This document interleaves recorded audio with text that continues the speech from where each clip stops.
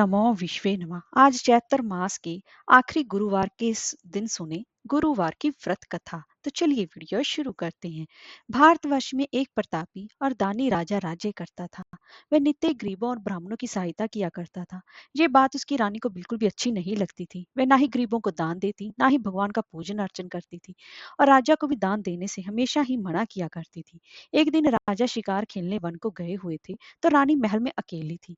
उसी समय बृहस्पति देव साधु वेश में राजा के महल में भिक्षा के लिए गए और भिक्षा मांगी। रानी ने भिक्षा देने से इनकार कर दिया और कहा कि हे साधु महाराज, मैं तो इस दान पुण्य से तंग आ गई हूँ। मेरे पति तो सारा दिन धन लुटाते ही रहते हैं। मेरी इच्छा है कि हमारा धन नष्ट हो जाए, फिर न रहेगा बांस और ना ही बजेगी बांसुरी। साधु ने कहा, देवी तुम तो बड़े ही विचित्र हो। धन संतान तो सभी चाहते हैं, पुत्र और लक्ष्मी तो पापी के घर भी होने चाहिए। यदि तुम्हारे पास अधिक धन है तो भूखों को भोजन दो, प्यासों के लिए प्याऊ बनवाओ, मुसाफिरों के लिए धर्मशालाएं खुलवाओ। जो निर्धन अपनी कुंवारी कन्याओं का विवाह नहीं कर सकते, उनका विवाह करा दो। ऐसे और कई काम हैं जिनके करने से तुम्हारा यश लोक परलोक में फैलेगा। परंतु रानी पर उसके उपदेश का कोई भी प्रभाव ना पड़ा। वह बोली, महाराज आप मुझे कुछ भी ना समझाएं। मैं ऐसा धन नहीं चाहती जो कि मैं हर जगह बांटती फिरूं। तब साधु ने उत्तर दिया, यदि तुम्हारी ऐसी इच्छा है तो तथास्तु। तुम ऐसा करना कि बृहस्पतिवार को घर लीप कर पीली मिट्टी से अपना सिर धोकर स्नान करना, भट्टी चढ़ाकर कपड़े धोना। ऐसा करने से आपका सारा धन नष्ट हो जाएगा। इतना कहकर वहां से साधु महाराज चले गए। साधु के अनुसार कई बातों को पूरा करते हुए रानी को केवल 3 बृहस्पतिवार ही बीते थे कि उसकी समस्त धन संपत्ति नष्ट हो गई। भोजन के लिए राजा का परिवार तरसने लगा। तब एक दिन राजा ने रानी से बोला कि हे रानी, तुम यहीं पर रहो, मैं दूसरे देश को जाता हूँ, क्योंकि यहाँ पर सभी लोग मुझे जानते हैं, इसलिए मैं कोई भी छोटा कार्य नहीं कर सकता। ऐसा कहकर राजा प्रदेश चला गया। वहां वह जंगल से लकड़ी काट कर लाता और शहर में बेचता। इस तरह वह अपना जीवन व्यतीत करने लगा। इधर राजा के प्रदेश जाते ही रानी और दासी दुखी रहने लगी। एक बार जब रानी और दासी को 7 दिन तक बिना भोजन के रहना पड़ा, तो रानी ने अपनी दासी से कहा, हे दासी, यहाँ पासी की नगर में मेरी बहन रहती है। वह बड़ी ही धनवान है, तो उसके पास जा और कुछ लेकर आ, ताकि थोड़ी बहुत गुजर बसर हो जाए। दासी रानी की बहन के पास गई। उस दिन गुरुवार था और रानी की बहन उस समय बृहस्पतिवार व्रत की कथा सुन रही थी। दासी ने रानी की बहन को अपनी रानी का संदेश दिया, लेकिन रानी की बड़ी बहन ने कोई भी उत्तर नहीं दिया।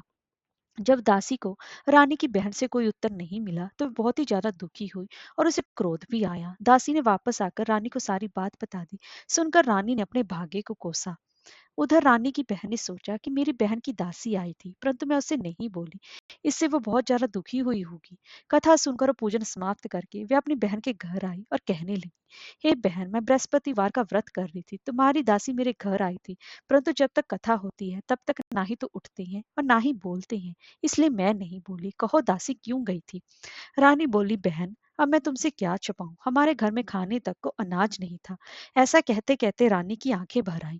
उसने दासी समेत पिछले 7 दिनों से भूखे रहने तक की बात अपनी बहन को विस्तार पूर्वक सुना दी। रानी की बहन बोली, देखो बहन, भगवान बृहस्पति देव सबकी मनोकामना को पूर्ण करते हैं। देखो शायद तुम्हारे घर में अनाज रखा हो। पहले तो रानी को विश्वास नहीं हुआ, पर बहन के आग्रह करने पर उसने अपनी दासी को अंदर भेजा, तो उसे सचमुच ही अनाज से भरा एक घड़ा मिल गया। यह देखकर दासी को बड़ी है हैरानी हुई। दासी रानी से कहने लगी, हे रानी, जब हमको भोजन नहीं मिलता तो हम व्रत ही तो करते हैं, इसलिए क्यों ना इसे व्रत और कथा की विधि पूछ ली जाए, ताकि हम भी व्रत कर सके। तब रानी ने अपनी बहन से बृहस्पतिवार व्रत के बारे में पूछा। उसकी बहन ने बताया, बृहस्पतिवार के व्रत में चने की दाल और मुनक्का से विष्णु भगवान का केले की जड़ में पूजन करें तथा दीपक जलाएं, व्रत कथा सुने और पीला भोजन ही करें। इससे बृहस्पति देव प्रसन्न होते हैं। व्रत और पूजन विधि बताकर रानी की बहन अपने घर को लौट गई। 7 दिन के बाद जब गुरुवार आया, तो रानी और दासी ने व्रत रखा। घुड़साल में जाकर चना और गुड़ लेकर आई। फिर उसे केले की जड़ तथा विष्णु भगवान का पूजन किया। अब पीला भोजन कहाँ से आए, इस बात को लेकर दोनों बहुत ज्यादा दुखी थे। चूंकि उन्होंने व्रत रख रखा था, इसलिए बृहस्पति देव उनसे प्रसन्न थे।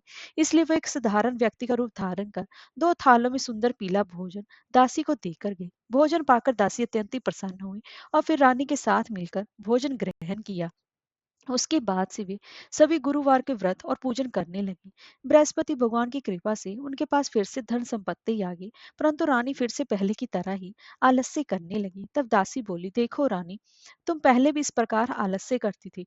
तुम्हें धन रखने में कष्ट होता था, इस कारण सभी धन नष्ट हो गया। अब जब भगवान बृहस्पति देव की कृपा से धन मिला है, तो तुम्हें फिर से आलस्य होता है। रानी को समझाते हुए दासी कहती है कि बड़ी मुसीबतों के बाद हमने यह धन पाया है, इसलिए हमें दान पुण्य करना चाहिए, भूखे मनुष्यों को भोजन कराना चाहिए और धन को शुभ कार्यों में खर्च करना चाहिए, जिससे तुम्हारे कुल का यश बढ़ेगा, स्वर्ग की प्राप्ति होगी और पितर प्रसन्न होंगे। दासी की बात मानकर रानी अपना धन शुभ कार्यों में खर्च करने लगी, जिससे कि पूरे नगर में उसका यश फैलने लगा। बृहस्पतिवार व्रत कथा के बाद श्रद्धा के साथ आरती की जानी चाहिए। इसके बाद प्रसाद बांटकर उसे ग्रहण भी करना चाहिए। एक दिन राजा दुखी होकर जंगल में एक पेड़ के नीचे आसन जमाकर बैठ गया। वह अपनी दशा को याद करके व्याकुल होने लगा।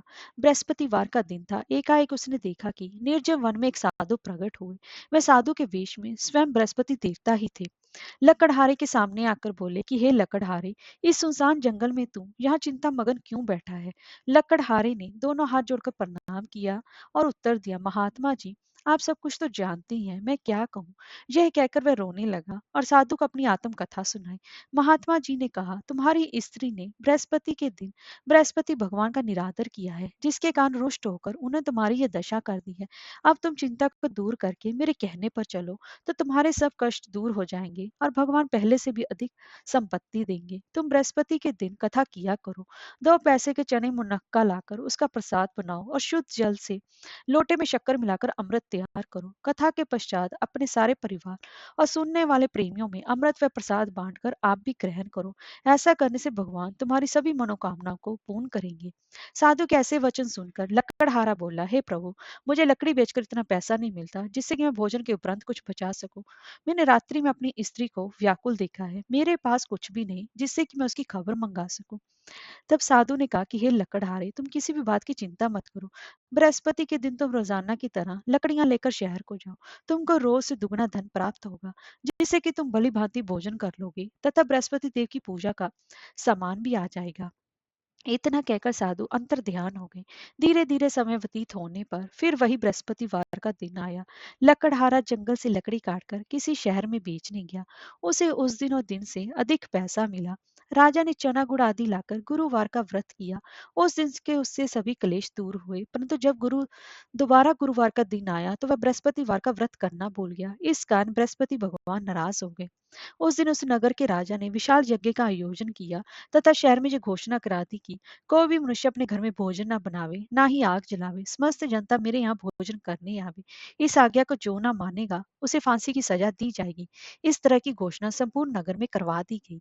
राजा की आज्ञा अनुसार शहर के सभी लोग भोजन करने गए, लेकिन लकड़हारा कुछ देर से पहुंचा, इसलिए राजा उसको अपने साथ घर ले चले गए और वहां पर ले जाकर भोजन करा ही रहे थे तो रानी की दृष्टि उस खूंटी पर पड़ी जिस पर उसका हार लटका हुआ था। वह वहां पर उसे दिखाई नहीं दिया। रानी ने निश्चय किया, मेरा हार इस मनुष्य ने चुरा लिया है। उसी समय सिपाहियों को बुलाकर उसको कारागार में डलवा दिया। जब लकड़हारा कारागार में पड़ गया और बहुत दुखी होकर विचार करने लगा कि ना जाने कौन से पूर्व जन्म के कर्म से मुझे ये दुख प्राप्त हुआ है, और उसी साधु को याद करने लगा जो कि उसे जंगल में मिला था। उसी समय तत्काल बृहस्पति देव साधु के रूप में प्रकट हुए और उसकी दशा को देखकर कहने लगे, अरे मूर्ख, तूने बृहस्पति देव की कथा नहीं करी, इस कारण ही तुझे दुख प्राप्त हुआ है।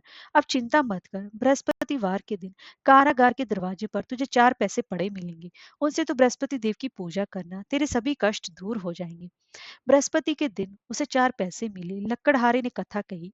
उसी रात्रि को बृहस्पति देव ने उस नगर के राजा को स्वप्न में कहा, हे राजा, तुमने जिस आदमी को कारागार में बंद कर दिया है वह निर्दोष है, वह राजा है, उसे छोड़ देना। रानी का हार उसी खूंटी पर लटका है, अगर तू ऐसा नहीं करेगा तो मैं तेरे राज्य को नष्ट कर दूंगा। इस तरह रात्रि के स्वप्न को देखकर राजा प्रातःकाल उठा और खूंटी पर हार देकर लकड़हारे को बुलाकर क्षमा मांगी तथा लकड़हारे को योग्य सुंदर वस्त्र आभूषण देकर विदा कर दिया। बृहस्पति देव की आज्ञा अनुसार लकड़हारा अपने नगर को चल दिया। राजा जब अपने नगर के निकट पहुंचा तो उसे बहुत ही बड़ा आश्चर्य हुआ। नगर में पहले से अधिक बाग, तालाब, कुएं तथा बहुत सी धर्मशाला, मंदिर आदि बन गई हैं। राजा ने पूछा, ये किसका बाग और धर्मशाला है? तब नगर के सब लोग कहने लगे कि ये सब रानी और बांदी के हैं। तो राजा को आश्चर्य हुआ और उसे गुस्सा भी आया। जब रानी ने खबर सुनी कि राजा आ रहे हैं तो उन्होंने बांदी से कहा कि हे दासी, देख राजा हमको कितनी बुरी हालत में छोड़ गए थे। हमारी ऐसी हालत देखकर कभी लौट ना जाए, इसलिए तू जा, दरवाजे पर जाकर खड़ी हो जा। आज्ञा अनुसार दासी दरवाजे पर खड़ी हो गई। राजा आए तो उन्हें अपने साथ भी लिवा लाए। तब राजा ने क्रोध करके अपनी रानी से पूछा कि ये धन तुम्हें कैसे प्राप्त हुआ है? तब उन्होंने कहा, हमें यह सब धन बृहस्पति देव के इस व्रत के प्रभाव से प्राप्त हुआ है। राजा ने निश्चय किया कि 7 रोज बाद तो सभी बृहस्पति देव का पूजन करते हैं, परंतु मैं प्रतिदिन दिन में 3 बार कहानी तथा रोज व्रत किया करूंगा। अब हर समय राजा के दुपट्टे में चने की दाल बंधी रहती तथा दिन में 3 बार कहानी कहता। एक रोज राजा ने विचार किया कि चलो अपनी बहन के यहाँ हो आवे। इस तरह निश्चय कर राजा घोड़े पर सवार हो अपनी बहन के यहाँ को चलने लगा। मार्ग में उसने देखा कि कुछ आदमी एक मुर्दे को लिए जा रहे हैं। उन्हें रोककर राजा कहने लगा, अरे भाइयों, मेरी बृहस्पति देव की कथा सुन लो। वे बोले, लो, हमारा तो आदमी मर गया है, इसको अपनी कथा की पड़ी है। परंतु कुछ आदमी बोले, अच्छा को हम तुम्हारी कथा भी सुनेंगे। राजा ने दाल निकाली और जब वह कथा आधी हुई थी कि मुर्दा हिलने लग गया। और जब कथा समाप्त हो गई तो राम राम करके मनुष्य उठकर खड़ा हो गया। आगे मार्ग में उसे एक किसान खेत में हल चलाता मिला। राजा ने उसे देख और उससे बोले, अरे भैया, तुम मेरी बृहस्पतिवार की कथा सुन लो। किसान बोला, जब तक मैं तेरी कथा सुनूंगा तब तक 4 हरैया जोत लूंगा, जा अपनी कथा किसी और को सुनाना। इस तरह राजा आगे चलने लगा। राजा के हटते ही बैल पछाड़कर खाकर गिर गए तथा किसान के पेट में भी बड़ी जोर का दर्द होने लगा। उस समय उसकी माँ रोटी लेकर आई। उसने जब ये देखा तो अपने पुत्र से सब हाल पूछा और बेटे ने भी सभी हाल कह दिया। तो बुढ़िया दौड़ी दौड़ी उस घुड़सवार के पास गई और उससे बोली कि मैं तेरी कथा सुनूंगी, तो अपनी कथा मेरे खेत पर चलकर ही कहना। राजा ने बुढ़िया के खेत पर जाकर कथा कही, जिसके सुनते हुए बैल उठ खड़े हुए तथा किसान के पेट का दर्द भी बंद हो गया। राजा अपनी बहन के घर पहुंचा। बहन ने भाई की खूब मेहमानी की। दूसरे रोज प्रातः काल राजा जगा तो देखने लगा कि सब लोग भोजन कर रहे हैं। राजा ने अपनी बहन से कहा, ऐसा कोई मनुष्य है जिसने भोजन नहीं किया हो? मेरी बृहस्पतिवार की कथा सुन ले। बहन बोली, हे भैया, ये देश ऐसा ही है। पहले यहाँ लोग भोजन करते हैं, बाद में कोई अन्य काम करते हैं। अगर कोई पड़ोस में हो तो मैं देख आऊं। वह ऐसा कहकर देखने चली गई, परंतु उसे कोई ऐसा व्यक्ति नहीं मिला जिसने कि भोजन ना किया हो। अंततः वो एक कुम्हार के घर गई जिसका लड़का बीमार था। उसे मालूम हुआ कि उनके यहाँ 3 रोज से किसी ने भी भोजन नहीं किया है। रानी ने अपने भाई की कथा सुनने के लिए कुम्हार से कहा तो वह तैयार हो गया। राजा ने जाकर बृहस्पतिवार की कथा कही, जिसको सुनकर उसका लड़का ठीक हो गया। अब तो राजा की प्रशंसा होने लगी। एक रोज राजा ने अपनी बहन से कहा कि हे बहन, हम अपने घर को जाएंगे, तुम भी तैयार हो जाओ। राजा की बहन ने अपनी सास से कहा। सास ने कहा, हाँ चली जा, परंतु अपने लड़कों को मत ले जाना, क्योंकि तेरे भाई के यहाँ कोई भी औलाद नहीं है। बहन ने अपने भैया से कहा, हे भैया, मैं तो चलूंगी पर कोई बालक नहीं जाएगा। राजा बोला, जब कोई बालक ही नहीं चलेगा तो तुम ही क्या करोगी? बड़े दुखी मन से राजा अपने नगर को लौट आया। राजा ने अपनी रानी से कहा, हम निर्वंशी हैं, हमारा मुंह देखने का धर्म नहीं और कुछ भी भोजन आदि नहीं किया। रानी बोली, हे प्रभु, बृहस्पति देव ने हमें सब कुछ दिया है, तो वह हमें औलाद भी अवश्य देंगे। उसी रात को बृहस्पति देव ने राजा में स्वप्न से कहा, हे राजा, उठ, सभी सोच त्याग दे, तेरी रानी गर्भ से है। राजा की और यह बात सुनकर बहुत ही ज्यादा खुशी हुई। 9वें महीने में उसके गर्भ से एक सुंदर पुत्र पैदा हुआ। तब राजा बोला, हे रानी, स्त्री बिना भोजन के रह सकती है पर बिना कहे नहीं रह सकती। जब मेरी बहन आवे तब तुम उसे कुछ कहना मत। रानी ने सुनकर हाँ कर दिया। जब राजा की बहन ने ये शुभ समाचार सुना तो वह बहुत ही ज्यादा खुश हुई तथा बधाई लेकर अपने भाई के यहाँ आई। तो रानी ने कहा, घोड़ा चढ़कर तो नहीं आई, गधा चढ़ी आई। राजा की बहन बोली, भाभी, अगर मैं इस प्रकार ना कहती तो तुम्हें औलाद कैसे मिलती? बृहस्पति देव ऐसे ही हैं, जैसे जिसके मन में कामनाएं हैं सभी को पूर्ण करते हैं। जो सद्भावना पूर्वक बृहस्पतिवार का व्रत करता है एवं कथा पढ़ता है अथवा सुनता है, दूसरों को भी सुनाता है, बृहस्पति देव उसकी सभी मनोकामनाओं को पूर्ण करते हैं। भगवान बृहस्पति देव उसकी सदैव रक्षा करते हैं। संसार में जो मनुष्य सद्भावना से भगवान जी का पूजन व्रत सच्चे हृदय से करते हैं तो उनकी सभी मनोकामनाओं को पूर्ण करते हैं। जैसी सच्ची भावना से रानी और राजा ने उनकी कथा का गुणगान किया और उनकी सभी इच्छाएं बृहस्पति देव जी ने पूर्ण की थी। इसलिए पूर्ण कथा सुनने के बाद प्रसाद लेकर जाना चाहिए और हृदय से उनका मनन करते हुए जयकारा बोलना चाहिए।